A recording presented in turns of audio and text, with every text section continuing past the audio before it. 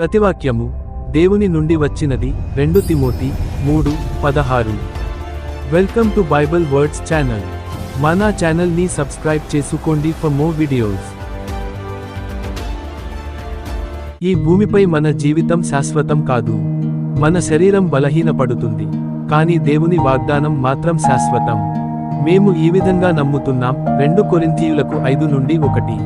భూమి మీద మన గుడారమైన ఈ నివాసము శిథిలమైపోయినను, చేతిపని కాక దేవుని చేత కట్టబడినదియు నిత్యమైనదియు నశించనిదైన నివాసము పరలోకమందు మనకున్నదని ఎరుగుదుము.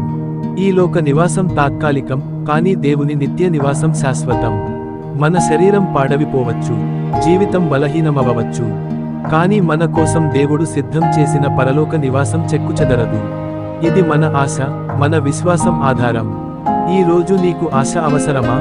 బాధలో ఉన్నావా? ఈ మాటను గుర్తుంచుకో. నా నివాసం భూమిలో కాదు, పరలోకంలో ఉంది. దేవుడు నిన్ను మరచిపోలేదు. ఆయన నీ కోసం స్వర్గానికి ఓ ఇంటిని సిద్ధం చేశాడు.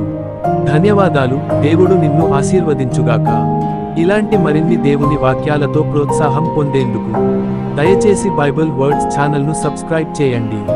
ధన్యవాదాలు. దేవుడు నిన్ను ఆశీర్వదించుగాక.